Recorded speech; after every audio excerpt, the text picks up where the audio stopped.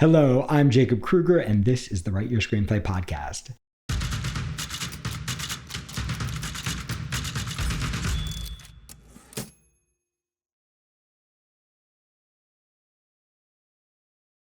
This week, we're going to be looking at the new limited series, Halston. And what we're really going to be exploring with Halston is how do you write a screenplay? How do you write a limited series? How do you write a story where the main character isn't exactly likable?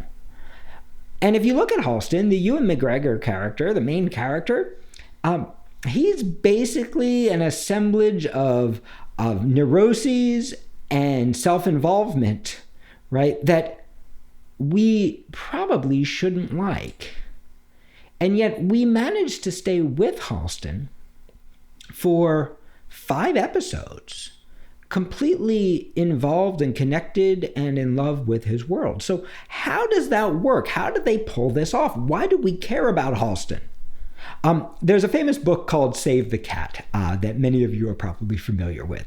And Save the Cat suggests that if you want your main character to be likable, send a cat up a tree and let the main character heroically save the cat. And then the audience will fall in love with the character because they can see what a lovely person he or she is, right? And of course, you can probably imagine that I think that this is total baloney, right? I think this is total baloney because look at the character we meet in Halston. We meet a guy who probably wouldn't even condescend to pet the cat if it was anything less than a purebred, right? We meet a character who would probably have screamed at the cat and blamed the cat for his own failings until the cat climbed up the tree to escape. And we have a character who would most likely leave the cat up there and then take credit for whatever the cat's work was, right? We have a character who's so self-involved that he might not even be aware of the cat, right? And we have a character who would likely chop down the tree that the cat was stuck on and land it smack dab in the middle of his own house and then blame the rest of the universe for it, right? We have a character who's usually egotistical, usually narcissistic, usually self-involved, not really saving the cat at all, and yet we love him. And of course, this is also true in life. If you think about your friends, right?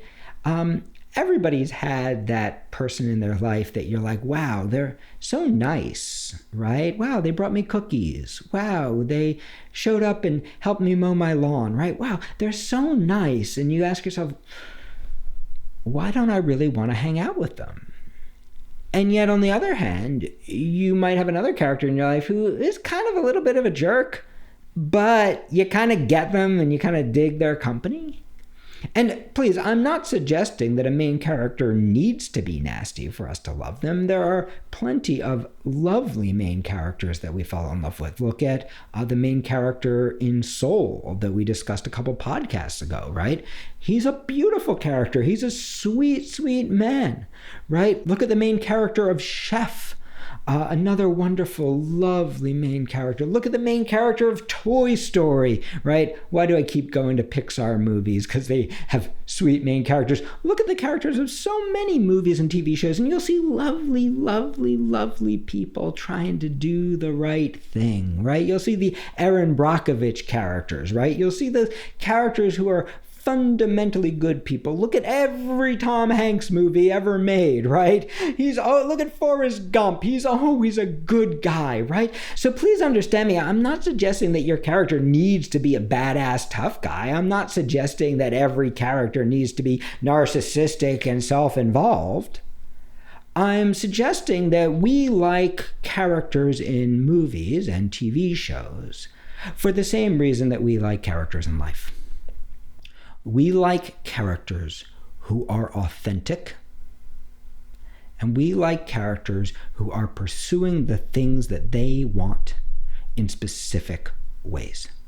We can connect the authentic asshole because that character is being authentically him. It's why we connect to Halston. He is so authentically narcissistic, right? He is not hiding anything. It's right there on the surface, right? He is a self-involved jerk who really only cares about his art and his fame. And in fact, if he had to choose between the two of them, he would probably choose his fame, right? He's a person who will literally stop at nothing to serve his designs. He's a person who will literally stop at nothing to serve his ego, right? And he's authentically him. He shows you his how. And I'm not saying there aren't other layers. I'm not saying he's not a complicated character who has lovely qualities as well, but he's specifically him, right? Just like the Liza Minnelli character in Halston is also specifically her. She's a total sweetheart, right? And she's troubled, but she's totally sweet and supportive and kind, right? And we know who she is, right? And we get her and we like her too because she's authentically her. Right? We connect to characters who show their how, show their specific, authentic how. And we connect to characters who pursue what they want, who go for what they want against tremendous obstacles. And what's really interesting in Halston is you can see that that works even if the obstacle is internal, even if the character is creating the obstacle for himself. Because look at Halston's world, right? Halston basically gets everything he could want. He designs hats, and Jackie Kennedy wears one of his hats and turns him into the ultimate hat designer in the world. And so many other people would be satisfied and delighted. But hats start to go out of fashion, and he needs to hold on to his fame.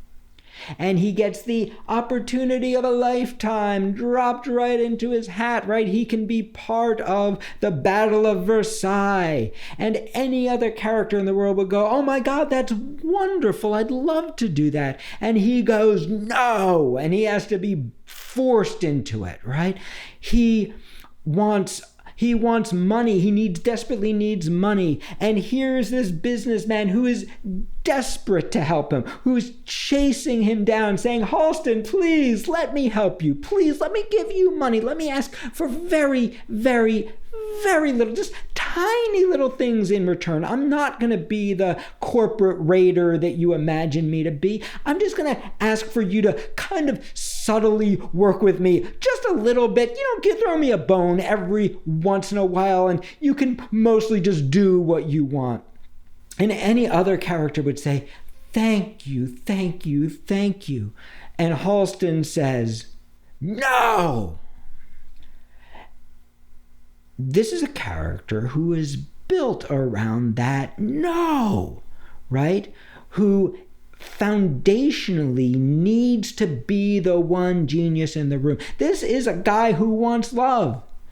And guess what happens? He actually finds the man that he loves, right? Who is a very complicated prostitute, but nevertheless a true love for him. And you know what that man wants? And yes, he's problematic. And yes, he gets Halston involved in drugs. And yes, he blackmails Halston. Yes, he does all kinds of horrible things to Halston. But what does he want? He just wants some validation as an artist. And it's the one thing that Halston can't give him. He just wants Halston to say, I love you. And it's the one thing Halston can't give him until it's too late, until that I love you is a goodbye. He's once again this character going, no, no, no, right? So we have a character who's built around no. We have a character who's built around his own ego, built around this need to control, right? This self-destructive need to control. We have a character who doesn't value his friends, who drives anyone who tries to support him away, who ultimately sullies and sells his own name, the thing he's worked so hard to build. For what? For money, because he didn't want to look at a contract, because he didn't want to compromise and make a deal, right? This is a character who simply cannot meet anyone halfway or 3/4 of the way or 99/100th of the way, right? He must have everything his way. And despite all those negative qualities, we connect to him. We connect to his authentic how, and we connect to his drive for fame. And we might not respect his drive for fame, right? We might not agree with his drive for fame, and we might pity his drive for fame. But we understand his drive for fame. The other thing that allows us to connect to him, so we understand what's driving him, fame, right? It's even more important than designs, right? That's why he sells himself to JCPenney. That's why he lets his own work just turn to crap, right? Because the fame is more important. He's lost track. And that's why by the end, when he reconnects with Martha Graham and actually just does arts for art's sake again, when he finally says yes, it's so emotional and moving because it reminds you of who he could have been if only he had been able to say yes before instead of no. So we understand what the character wants. We understand what the character actually needs. We understand the obstacle, the internal obstacle, the problem of his no, that need for control. We understand the way he's pushing all these other characters away. And even though almost every action he takes is an action that we ourselves would not agree with or do, we understand where he's coming from. And because of that, we love him. To take this one step further, we also understand how he's changing. And there are some very complicated, but also very simple things that the writers are doing to allow you to track that change. Because it's hard to understand the change of a guy who goes, no, no, no, no, no, right? Me, me, me, me, me. It's hard to understand his change. So there are a couple of simple little tent poles that the writers drop in so that you can track the change. And the first is, it's almost a save the cat moment, but it's a very Halston save the cat moment, right? He has this young assistant who is working for him. And in typical Halston fashion, he is supremely cruel, right? He takes out all of his own stress and all his own feelings of failure on this young assistant, and he and the rest of his assistant designers are looking on with horror at his treatment of this poor kid as he drives the poor kid out of the room, and he follows him and he finds him in the bathroom shooting up speed, and he's very upset by this, and he absolutely will not put up with drugs in his boutique, right? He will not put up with this behavior, and it's pretty clear that he's been part of what's been driving this kid to shoot up, right? The pressure and the horror of working with him have driven that cat up the tree, right? And even at that moment, he's not nice. He's cruel to the kid. But he does agree to take that kid under his wing if that kid will get clean. And that kid doesn't get clean. And eventually he just drops off, and Halston barely cares, right? It's not a, oh my God, I'm going to fight for your soul, save the cat moment, right? It's a very Halston moment. He's been cruel. His cruelty has had consequences. He has a moment where he almost sees it and tries to help, and then his focus shifts back to himself. But this moment does something really important, which is it allows us to understand that as bad as the egocentrism is, as bad as the narcissism is, it is still about the art. And there is something wholesome and pure still inside of Halston at this moment. The next beat of this journey is a beat between Halston and his lover, Victor Hugo, during one of their early paid-for sexcapades. Victor Hugo convinces Halston to snort some cocaine. And what we get from there is a sequence where we see more and more and more and more and more cocaine until the drug use becomes so huge that it's almost unfathomable, the amount of drug use that's happening. And so what ends up happening is we are able to tell ourselves a story about how his life is spinning out of control, even though he keeps on doing the same vignette of no, no, no, me, blame, blame, blame, nasty, snarky, nasty, snarky, nasty, snarky, right? No, I don't need you. No, you can all go away. Even though he keeps doing the same vignette, we're watching him go on a journey in relation to his drug use.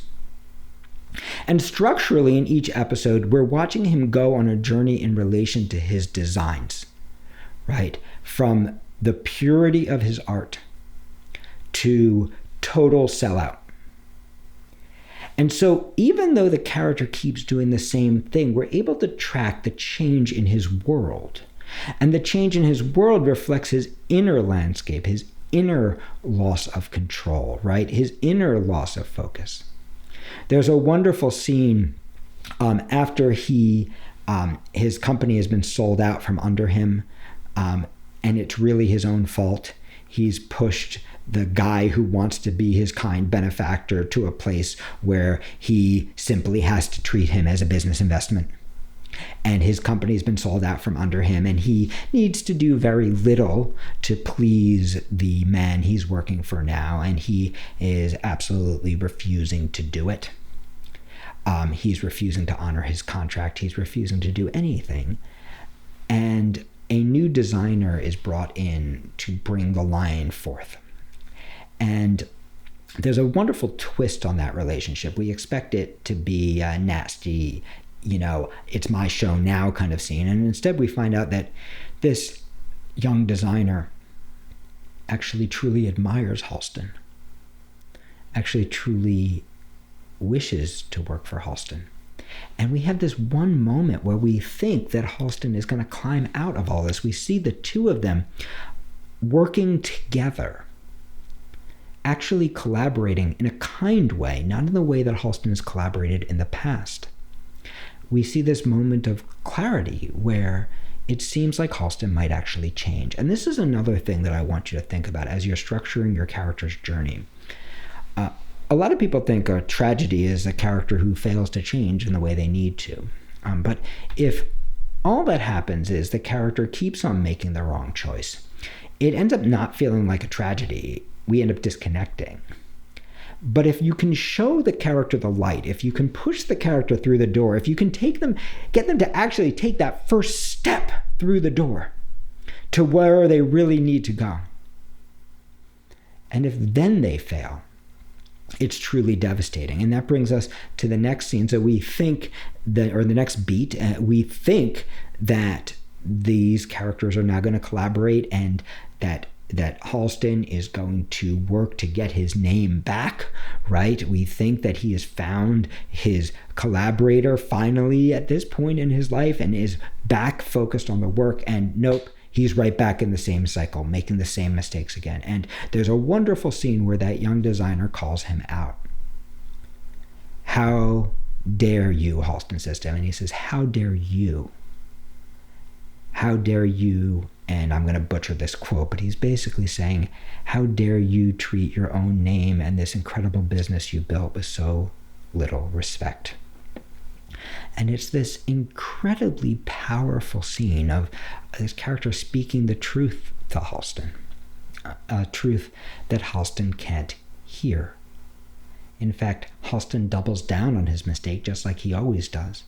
And by the time the sequence is over, Halston has sold his own name for all eternity without even knowing what he's doing, without even reading the contract, without even talking to his lawyer, just to make the stress go away. And oddly, as it does in so many shows and so many lives, making all the wrong choices ends up oddly leading Halston to where he needs to go. All the worst things have happened to him.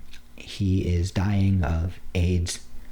He has lost his purpose. He has lost his brand. He can't even design a Halston dress anymore.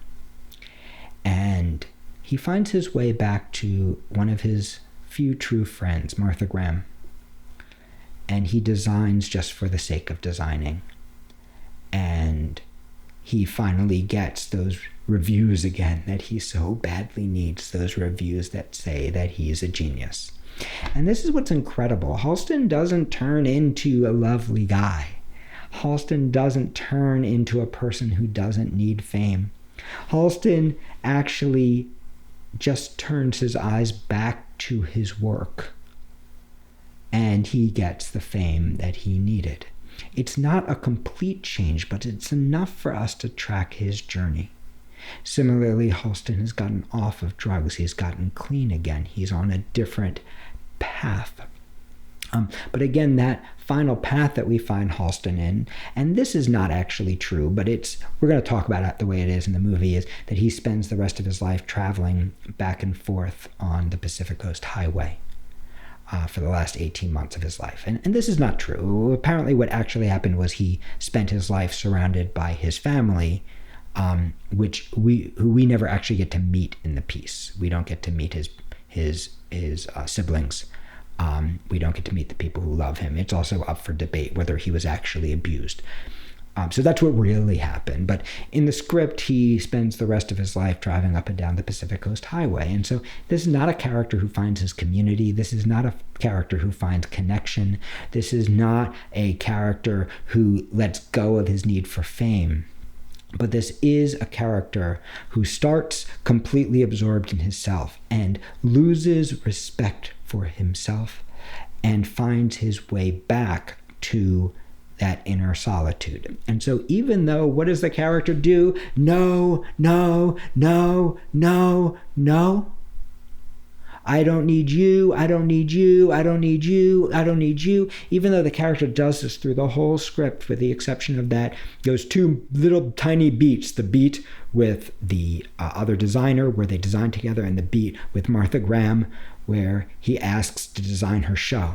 With the exception of those two beats, this is what the character basically does. We end up going on a journey with that character where we can feel the character's change. So these are the elements that make a likable main character. Number 1, a clear want. Number 2, a strong emotional need driving that want. Number 3, a clear obstacle, internal and external. Number 4, a clear how, a clear specific way that character is authentically themselves, even if they're authentically inauthentic. And number 5, the feeling of choices and change, so that we can track their journey, even if it's a tiny little one. That we can track the different stages of their emotional journey in relation to what they want and need in the story. One last thing about Halston. There is a mythology about artists that artists need to be self-involved, right? That artists need to be megalomaniacal. As Halston says, $200,000 orchids are my process, right? We can easily force ourselves to start to believe that we need all these things to be an artist, that we need this process to be an artist, or that we need some formula or some rules to be an artist. But the thing I want to leave you with is what you actually need to be an artist is one very simple thing, which is authenticity. That in the same way that we will fall in love with a character, even a flawed one like Halston, the way that we fall in love with writers and we fall in love with voice is not by following the rules and doing what you're supposed to do. It doesn't mean that you have to be a narcissist. It doesn't mean you have to be destructive. It also doesn't mean that you can't be well-adjusted and kind and have a family and balance all these wonderful things in our lives. But what we connect to is artists who are authentically them, who share their authentic voice on the page, who have both that connection to the muse, right, that Halston is riding, but also have some control over their process. The one thing that Halston really never develops, right? Who can actually say, yes, I can make this work. Yes, I can collaborate. Yes, I can share. Yes, I'm actually only as good as all the people around me. And that's the real journey of being an artist, right? Is learning how to discover your voice and access it, not needing all these accoutrements, right? Learning how to just go inside and access your voice when you want it, but also developing those tools of craft that allow you to share your voice and live a healthy life and connect with your team and be a partner with the people that are important in your life that help you build the incredible things you want to build. And so my wish for all of you is that you build those two parts of yourself in an authentic way, your authentic voice and the craft you need to share that voice and collaborate on that voice with others. And if you'd like to learn more about doing that, you can join us every Thursday night. It's free, Thursday Night Writes. It's a wonderful hour where I and a guest will talk about screenwriting, TV writing, playwriting, comic book writing, novel writing. We'll talk about all different kinds of writing. We'll do writing exercises together with our community. We'll get feedback, we'll share, we'll connect.